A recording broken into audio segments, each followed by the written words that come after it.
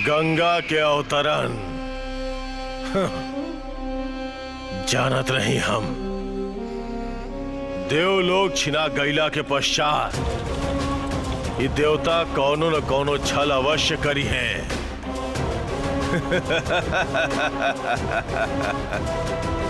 यही से तो स्वर्ग लोक पे आक्रमण करे से पूर्व हम पुण्य आत्मा सबके अपना अधीन कैनी। कौन पुण्यात्मा की बात कर रहा बड़ा अंधकासुर?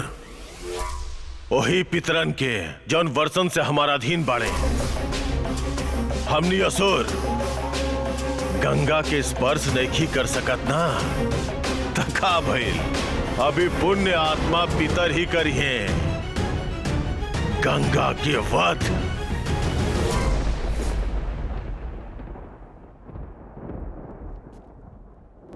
ओम ब्रह्मदेवाय नमः।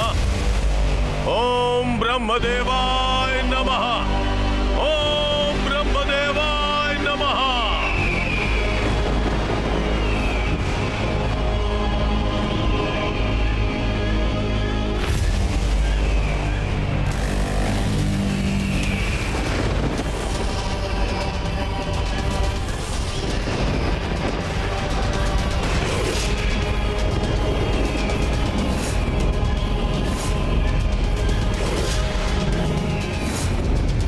गुरुदेव, ये करिए गंगा के वध। ये दिव्य पितर अंधकासुर के आदेश पे केहू के भी वध कर सकेले। ले भाज।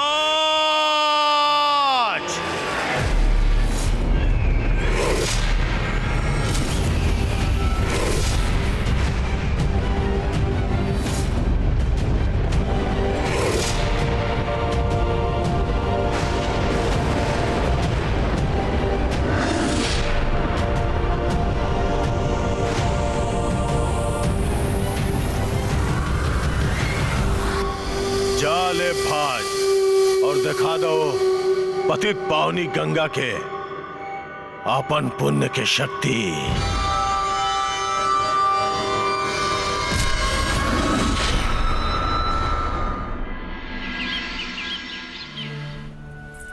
कहा जानी गंगा कहाँ रह गईली?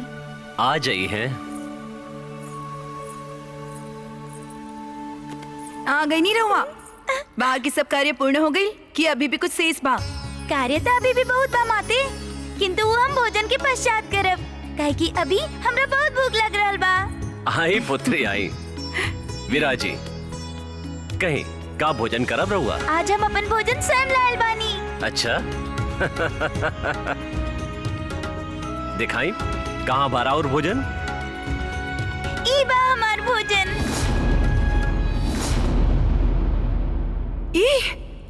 रहुआ जानत भी बानी का बा? धतुरा आई विष तो का भइल, ई महादेव के प्रिय है, हम भी खाइब। रहुआ बैठल बैठल काहे मुस्कुरा रहल बानी? समझावत काहे नहीं इनका के? महादेव के प्रिय है ई तो रहुआ जाने ली, किंतु का ई जाने ली रहुआ कि महादेव के काहे प्रिय है? ये तो हम आपसे पूछे वाला रही, किंतु रहुआ हमरा से पूछ लेली। इस संसार में अनेक प्रकार के विष है और धतूरा और विष के ग्रहण करके इस संसार के विष मुक्त करावेला। और हमने के महादेव धतूरा के ग्रहण करके हमने के ई संदेश देवे के चाहेली कि हमने के स्वयं कष्ट के सह के भी इस संसार से बुराई सबके दूर करे के चाहे। तब तो और भी अच्छा बा, हम भी संसार से सब बुराई मिटावे खातिर महादेव की सहायता करब। ई महादेव के प्रिय फल है का एकरा ग्रहण करे के पूर्व रहुआ महादेव की अनुमति ना लेवे के चाहे? रहुआ सत्य कहनी पिताजी, जब हम साक्षात महादेव के दर्शन करब तब हम उनका से ए बारे में अवश्य बात करब। तब तक खातिर धतूरा महाशय रहुआ विश्राम करी।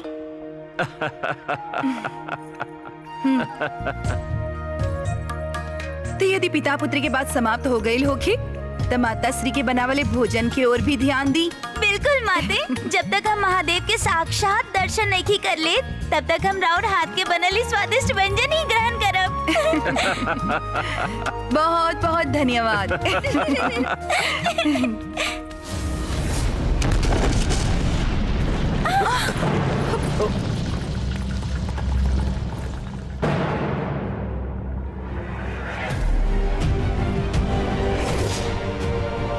अब पूर्ण होगी असुरराज अंधकासुर की इच्छा और अंत होगी पाप नाशनी गंगा के। प्रभु ये लेबभाज का कह रहल बा? का एकरा में साचो की वो शक्ति बा जौन देवी गंगा के अहित कर सके? हाँ देवी, अंधकासुर के अधीन होखे से पूर्व लेबभाज पितृ रहलन। इनकरा में पितृ के वो दिव्य शक्ति बा जेकरा से वो कुछ भी करे में समर्थ बाड़े।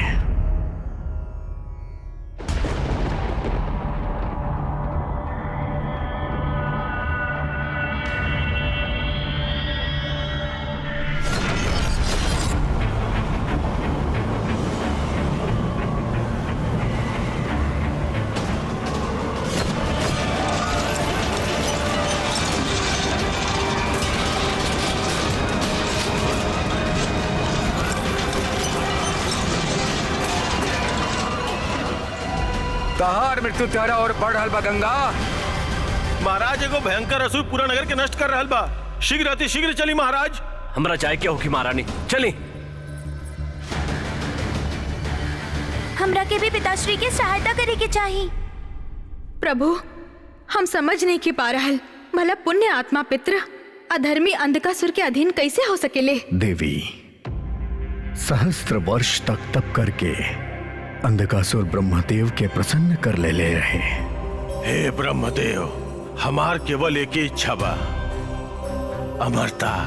यदि रउआ हमरा के हमार तपस्या के फल दिहल चाहतानी तो हमरा के अमरता के वरदान दी। ये विधि के विधान के विपरीत बा अंधकासुर। ऐसे तू अमरता के अतिरिक्त और कोनो वर मांग सकेला? उचित बा ब्रह्मदेव, तो हमरा के ई वरदान दी कि जे केहू भी हमार अंधकार के घेरा में आई उस सदा खातिर हमार अधीन हो जाई। एवमस्तु। ब्रह्मदेव से वरदान प्राप्त कैला के बाद अंधकासुर पितृलोक पहुंचा।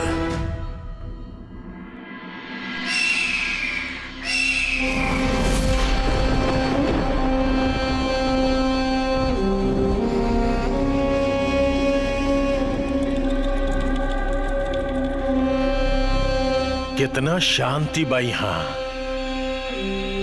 ये शांति हमार जीवन में भी आ सकेला, किंतु ओकरा से पूर्व हमरा यहाँ के दिव्य पितरन के अपना अधीन करे के होगी। पितरो स्वागत ना करबा अपन प्रिय अंधकासुर के?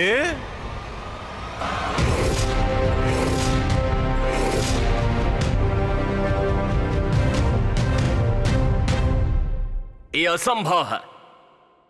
पितृलोक में कोनो असुर प्रवेश नहीं की कर सकत।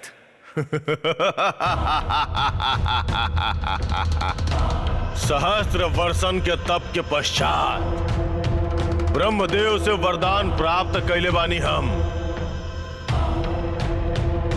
अब अंधकासुर खातिर कोनो भी लोक में गईल असंभव नहीं खे।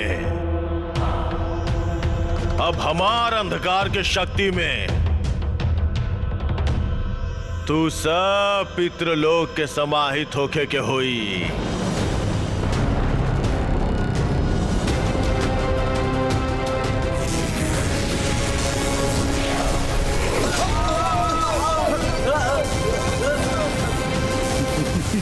अंधकासुर छोड़ दो हमनी के।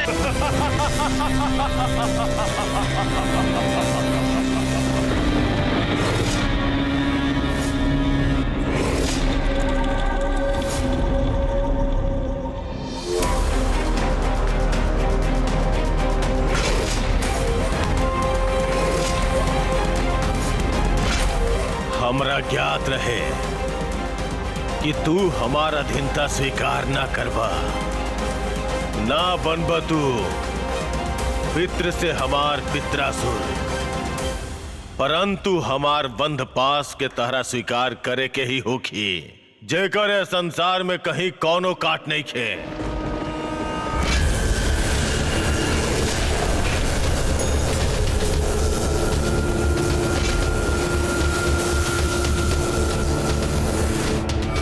अब तू तब तक हमार बंधक बनल रहबा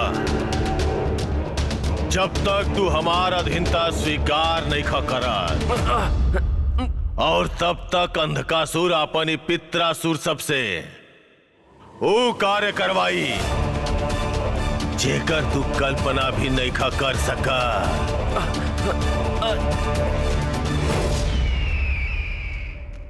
तबे से दिव्य पित्र अंधकासुर के अधीन बाड़े और अंधकासुर के आदेश पे कुछो भी करे खातिर विवश बाड़े।